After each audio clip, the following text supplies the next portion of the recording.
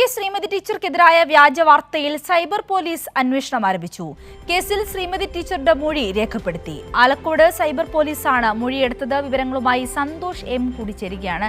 സന്തോഷ്, വളരെ വലിയ തരത്തിലുള്ള വിമർശനങ്ങൾ, വിവാദങ്ങൾ ഉയർന്ന സാഹചര്യത്തിലാണ് ഇപ്പോൾ ഒടുവിൽ പോലീസ് കേസെടുത്തിരിക്കുന്നത്.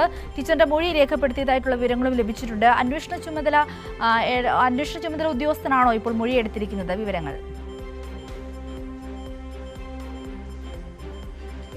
BJP അനുകൂല സംഘപരിവാർ അനുകൂല മാധ്യമങ്ങളാണ് CPIM-ന്റെ മുതിർന്ന നേതാവായ PK ശ്രീമതി ടീച്ചറെ അപകീർത്തിപ്പെടുത്തും വിധമുള്ള വ്യാജ വാർത്ത നൽകിയത്. PK ശ്രീമതി ടീച്ചർ അനർഹമായി പെൻഷൻ കൈപ്പറ്റുന്നു എന്നുള്ളതായിരുന്നു വാർത്ത.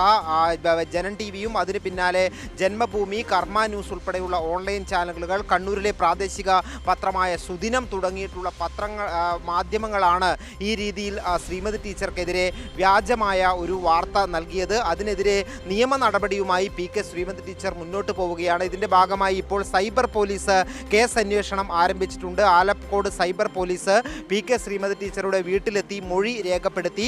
ശക്തമായ നിയമ നടപടികളുമായി മുന്നോട്ട് പോകാനാണ് PK ശ്രീമതി ടീച്ചർ തീരുമാനിച്ചിട്ടുള്ളത്.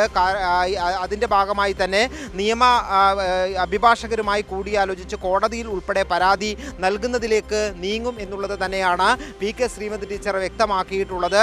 ശക്തമായിട്ടുള്ള പ്രതിഷേധം ഇതിൻ്റെ ഭാഗമായി ഇത്തരം മാധ്യമങ്ങൾക്കെതിരെ ഉയർന്നു വരികയും ചെയ്തിട്ടുണ്ട്. കാരണം ഒരു കേരളത്തിലെ ഏറ്റവും മുതിർന്ന വനിതാ നേതാക്കളിൽ ഒരാളാണ് PK ശ്രീമതി ടീച്ചർ. മാത്രമല്ല നിരവധിയായിട്ടുള്ള സ്ഥാനങ്ങൾ, MLA-യും മന്ത്രിയും MP-യും എല്ലാമായി പ്രവർത്തിച്ച അനുഭവ സമ്പത്തുള്ള നേതാവ് കൂടിയാണ്. ആ വനിതാ നേതാവിനെയാണ് അപകീർത്തിപ്പെടുത്തുന്ന വിധമുള്ള വ്യാജ വാർത്ത ഈ മാധ്യമങ്ങൾ നൽകിയത്. അതിലേറ്റവും പ്രധാനപ്പെട്ട കാര്യം, ഒരു മാധ്യമ പ്രവർത്തനത്തിൻ്റെ അടിസ്ഥാന തത്വമാണ് ഇത്തരത്തിൽ വാർത്തകൾ നൽകുന്ന സമയത്ത് ഇതുമായി ബന്ധപ്പെട്ട ആളുകളിൽ നിന്ന് അതിൻ്റെ കൃത്യമായിട്ടുള്ള വിവരങ്ങൾ ശേഖരിക്കണം എന്നുള്ളത്.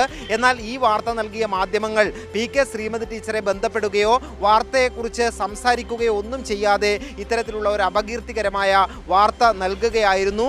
അതിൽ വലിയ ഈ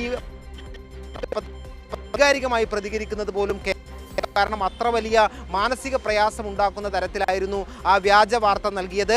ഏതായാലും നടപടികൾ ഇതുമായി മുന്നോട്ട് പോവുകയാണ്. അതിന്റെ ഭാഗമായാണ് ഇപ്പോൾ അന്വേഷണം നടത്തുന്ന